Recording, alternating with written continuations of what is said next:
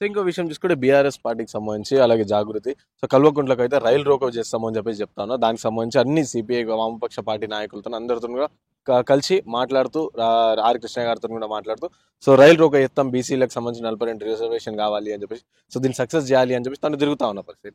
ఇప్పుడు కాంగ్రెస్ పార్టీ 42% ఇవ్వడం అనేది మోసం. మొదటి నుంచి చెప్తున్నా, రాజ్యాంగ విరుద్ధం, చట్ట విరుద్ధం. అయినప్పటికీ దాన్ని తీసుకుపోయి 9వ షెడ్యూల్లో చేర్చడం వల్ల చట్టబద్ధత వస్తుంది అని అంటుండ్రు. ఈ మూర్ఖులకు నేను చెప్తున్నా, కేశవానంద భారతి కేసు చదవాలి. మీరు చదువు రాకపోతే వాడిన పక్కకు కూకుండా పెట్టి చదివిపియాలి మీరు చేసిన మోసంకి. ఇందిరా సహాని కేసు చదవాలి. నిన్న మొన్న చంద్రబాబు నాయుడు చేసిన ఏజెన్సీ ఏరియాల కేసు చదవాలి. మీరు చదివితే మీకు సిగ్గు లజ్జ మానం వస్తుంది మోసం చేసిన దానికి. ఆ మోసాన్ని వీళ్ళు చట్టబద్ధం చేయమంటారు. ఇగో ఇదే రాజకీయం. వాడు మోసపు హామీ ఇచ్చిండు, ఆ మోసపు హామీని చట్టబద్ధం చేయమని ఇగో ఈమె ప్రాకులాడుతుంది. మరి నువ్వు ఇన్ని రోజులు ఏం చేసినది? మీ నాయన ఉండగా 42 కాదు 50 ఇవ్వచ్చు కదా, ఇచ్చి చట్టబద్ధం ఎందుకో వేయలేకపోయినావు? ఆఫ్టర్ ఆల్ 10% ఎస్టీలకు ఇచ్చిన రిజర్వేషన్ ముస్లింలతో పాటు కలిపి దాన్ని పోడగొట్టినావు కదా. ముస్లింలతో కలిపి బిల్లును పంపి ఆ 10% వచ్చే 4% పెరిగి వచ్చే రిజర్వేషన్ కూడా గంగలో కలిపినావు కదా. ముస్లింలకు 10% ఏది రిజర్వేషన్ 12%. మీరంతా మోసగాళ్ళు. ఆ మోసానికి చట్టబద్ధం చేయాలంటారు మీరు. ప్రజలకు తెలియదు పాపం. నాలాంటోడికి తెలిసిన విషయాలు కొన్ని చెప్తే కొందరికి నచ్చుతాయి, కొందరికి నచ్చాయి. నేను చట్టం చెప్తున్నా, వాస్తవం చెప్తున్నా. ఇది కదా ప్రజలకు కావాల్సింది, చట్టబద్ధమైన హామీలు కదా ప్రజలకు కావాల్సింది. ఇలా నేను తెలంగాణ ప్రజలకు, ప్రతిపక్షాలకు, ఇంకా మిగతా టీఆర్ఎస్ పార్టీని నమ్మే అందరికీ దండం పెట్టి చెప్తున్నా, తెలంగాణ ఉద్యమంలో మమ్మల్ని పురిగొలిపి మా పానాలు తీసిండ్రు, మా మీద కేసులు చేసిండ్రు. ఇప్పుడు వాళ్ళు మాత్రం బెంజ్ కార్లల్లో తిరుగుతుండ్రు, మంచి మంచి విల్లాలల్లా, బంగ్లాలల్లా, విలాసవంతమైన భవనాలల్లా ఉంటుండ్రు వాళ్ళు. కాబట్టి ఇప్పటికీ చెప్తున్నాం, మేము పేదోళ్ళుగా ఇట్లనే ఉన్నాం. వాళ్ళ ఆస్తులు పెరిగినాయి, అంతస్తులు పెరిగినాయి, వాళ్ళ రాజకీయ పదవుల మార్పులు జరుగుతున్నాయి. కాబట్టి వాళ్ళని నమ్మకుండ్రి. ఇప్పటికే రైలు రోకో కేసులు ఉద్యమ కేసులే, ఇప్పటి వరకు ఎత్తేయలేదు. ఇప్పుడు మళ్ళీ మీరు రైలు రోకోకి ఏంరనుకో, జీవితంలో ఎవ్వడు మీ కేసులు మాఫీ చేయడు. మీరు తిరిగి మీ సావు అవుతుంది. పోకుర్రి, మీకు దండం పెట్టి చెప్తున్నా నేను. అంటే మళ్ళీ పాత పరిస్థితి వస్తుంది అంటారా? అది తెలంగాణ ఉద్యమం. అందులో కొన్ని కేసులు ఎత్తేసినేమో రాష్ట్రపతి ప్రభుత్వం పరిధిలో ఉన్నాయి, కేంద్ర ప్రభుత్వం పరిధిలో ఉన్నాయి. ఏ కేసు ఎత్తేయలేదు. అది కొట్టుడు పోయేదాకా కొట్టుకొని తిరిగి సావాలి. మన సావే అవుతుంది. ఇక మనకు సమాధి కడతారు వీళ్ళు రాజకీయ నాయకులు. కాబట్టి దండం పెట్టి చెప్తున్నా, రైలు రోకో కార్యక్రమానికి మీరు ఎవ్వరు పోవద్దు. అది మోసపూరిత పని. కేంద్ర ప్రభుత్వం మీద ఒత్తిడి తేవాలని రైలు రోకో పెడుతుంది. కానీ దానిలో పోతే సమిధలు మనం పదవులు వాళ్ళయి. కాబట్టి మీకు దండం పెట్టి మరొకసారి చెప్తున్నా, అది మోసపు హామీ కాంగ్రెస్ ఇచ్చింది, దాన్ని అమలు చేయమని టీఆర్ఎస్ పార్టీ చెప్తుంది. అంటే ఈ రాజకీయ నాయకులు ఎట్లుంటారో మీరు అర్థం చేసుకోర్రి. సో ఇంకో విషయం అన్న, ఇటు రాష్ట్రంలో మావోయిస్టులకు సంబంధించి ఆపరేషన్ కగార్ అనేది కేంద్రం చేస్తున్న నేపథ్యంలో కొన్ని లెటర్లు వచ్చాయి. రీసెంట్ గా మంత్రి సీతక్కకేమో మీ ములుగు జిల్లాలో కావచ్చు, అక్కడ ఏజెన్సీ ప్రాంతాల్లో మా ఆదివాసులను ఎల్లగొడుతారు, ఏం చేస్తారు అక్క అని చెప్పేసి ఒక లెటర్ వచ్చింది. ఇంకోటి ఆగ్నూరి మురళి కావచ్చు, లేకపోతే ఇటు రియాజ్ సార్కి, అద్దెకి దయాకర్, ఇట్లా వీళ్ళందరికీ కూడా ఒక లెటర్ వచ్చి, అంటే తెలంగాణ సీఎంకి సలహాలు మంచిగా ఇవ్వండి విద్యా వ్యవస్థ పైన అని చెప్పేసి ఈ విధంగా ఈ లెటర్స్ ఎట్లా ఉండొచ్చు మన మావోయిస్ట్ పార్టీ? అసలు తెలంగాణలో విద్య ఉందా? విద్యా వ్యవస్థ ఉందా? చచ్చిపోయింది ఆల్రెడీ. ఆయన నిన్న రివ్యూ మీటింగ్ పెట్టి ముఖ్యమంత్రి ఏమంటుండంటే, ఇంటర్ విద్యలో డ్రాప్అవుట్స్ పెరిగిండ్రు. అవునయా, డ్రాప్అవుట్స్ పెరగకపోతే బ్యాక్ డోర్ నుంచి వచ్చిన వాళ్ళని, పనితి శాతగాని వాళ్ళని, చదువు శాతగాని వాళ్ళని ఉద్యోగులుగా ఉంచితే వాళ్ళ పనితీరు ముదింపు చేయకపోతే ఎట్లా విద్యా వ్యవస్థ మెరుగుపడుతుంది? కనీసం సోయి ఉండి మాట్లాడాలి ఎవరు కానీ. నేనేమంటున్నా, రాష్ట్రానికి యాక్ట్ 2 of 1994 అని ఒక యాక్ట్ చేసుకున్నాము. ఆ యాక్ట్ ప్రకారం, అది చదువుండ్రు ఒకసారి, యాక్ట్ ప్రకారం జనాభా శాతంలో 10% మించకుండా జనాభా దామాష ప్రకారం ఎంప్లాయ్మెంట్ ఉండాలి. ఎంతమంది ఎంప్లాయ్మెంట్ ఉంది, పెరిగిన జనాభా సమాచార ప్రకారం కొత్త ఎంప్లాయ్మెంట్ క్రియేట్ అయింది అనే విషయాలు ఏవి లేవు.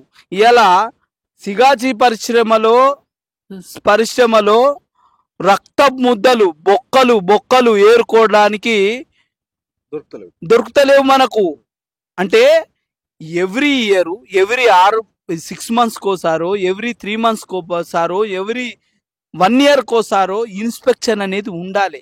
ప్రతి డిపార్ట్మెంట్ ఆ డిపార్ట్మెంట్ పనిచేయాలి. కానీ ఆ పనిచేయడానికి అధికారులు లేక వాటి తనిఖీలు లేక ఆఫీసులలో కూకుండి ఇలా ఫైల్ ఆమోదించడం వల్ల ఇలా వాళ్ళ శవాల మీద పాలాలేరుకుంటుర్రు.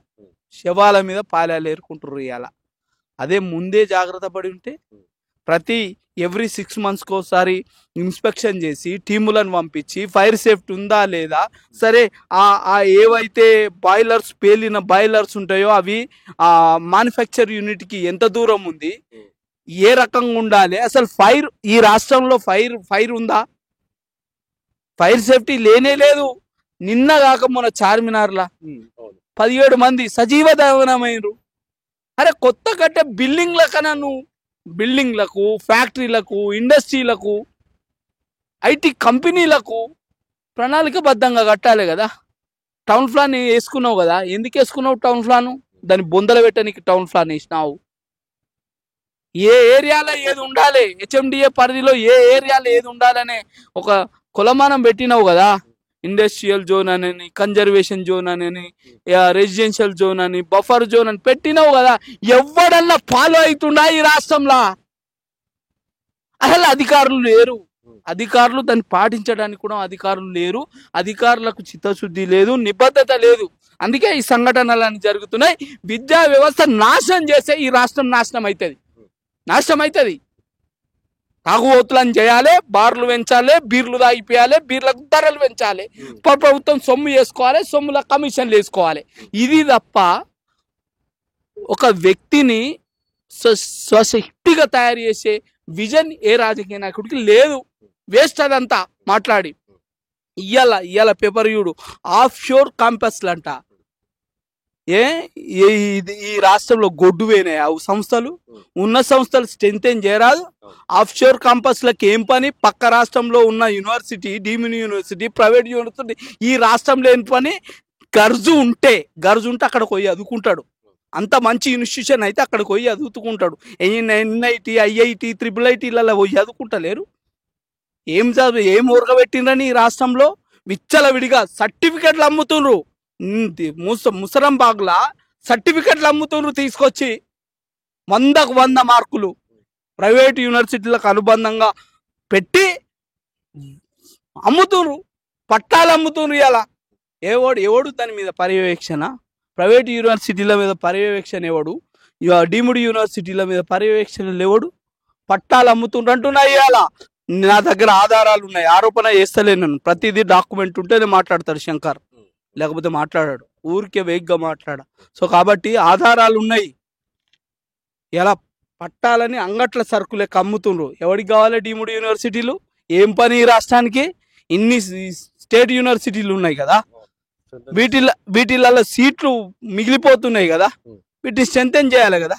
డిగ్రీ కాలేజీలలో సీట్లు ఎవడు ఏర్తలేడు కదా, ఇంటర్ కాలేజీలలో ఏర్తలేడు కదా, ప్రభుత్వ పాఠశాలలో. అరే ప్రభుత్వం దగ్గర లేని ఫెసిలిటీ ప్రైవేట్ దగ్గర ఏముంది? సిగ్గైతుంది. నిన్న నేను మా అమ్మని తీసుకొని నిజామాబాద్ పోయింటి దవాఖానికి. ఒక మంచి డాక్టర్ ఉండంటే అక్కడికి పోతే దాని మొత్తం ఎమ్మెల్యే వచ్చి డాక్టర్ హాస్పిటల్ ఇనాగ్రేషన్ చేస్తుండు. ఇవాళ ఎవరు ముఖ్యమంత్రి ఏఐజీ హాస్పిటల్ పోతుండు. నువ్వు ఏడికి గాంధీకి కొత్త యూనిట్ ఓపెన్ చేయాలి కదా, ఉస్మానియాకి కొత్త బిల్డింగ్ ఓపెన్ చేయాలి కదా, వరంగల్లో ఉన్న మెడికేర్ ఆసుపత్రి ఓపెన్ చేయడానికి నీకు టైం దొరుకుతుంది. ఇక ప్రభుత్వ సంస్థల మీద మంచి పేరు ఎక్కడ వస్తుంది? అవే బాగున్నాయి అన్నట్టు కదా. నువ్వు వాడికేనా అంటే ప్రభుత్వంలో ఉన్నాయి పనితీరు బాగలేదన్నట్టే కదా. అయిపోయా, ఇంకేమున్నది? వీళ్ళు విద్యా వైద్యాన్ని మొత్తం నాశనం చేయాలనుకున్నారు. చేస్తారంతే. సో ఇంకో విషయం, రాష్ట్రంలో రీసెంట్ గా ఎంతో ముందు నుంచి కొత్తగా ఒక చర్చ వచ్చింది ఫైనల్ గా. సో రోషియా విగ్రహం లక్డికప్పులో పెడతామని చెప్పేసి ఒక వాదన వినిపిస్తుంది. దానికి తెలంగాణలో ఆంధ్రుల విగ్రహం ఎందుకు అని చెప్పేసి కూడా ఒక చర్చ నడుస్తుంది. మీరేమంటారండి ఈ విగ్రహాలపై? ఇలా 369 మందిని చంపినోని విగ్రహం ఉంది మన తెలంగాణలో. ఇంకా తెలంగాణని సావుల తెలంగాణ ఏని సెంట్రల్ గవర్నమెంట్ సంబంధించిన ప్రతిపక్ష పార్టీలకు సంబంధించిన విగ్రహాలు ఉన్నాయి.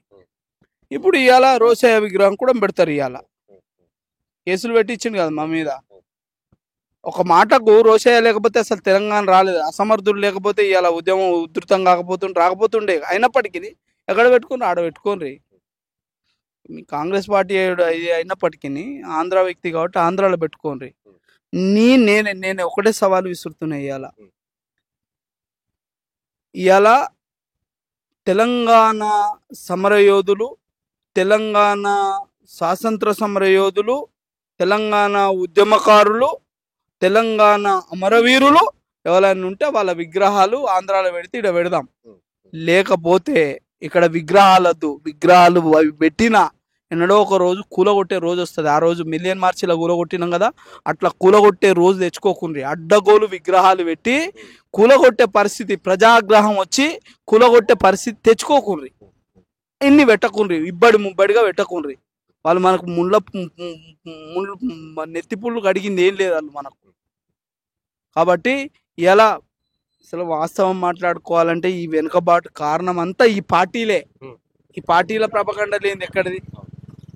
అంతా మోసం. వాళ్ళ రాజకీయ నిరుద్యోగుల కోసం తెలంగాణ వచ్చింది. వాళ్ళ అవసరాలు తీర్చుకోవడానికి కోసం, అందలం ఎక్కడానికి కోసం ప్రజలను మోసం చేస్తున్నారు. మోసాలని ఇంకా గుర్తించాలని ప్రజలకు నేను విజ్ఞప్తి చేస్తున్నా. Thank you.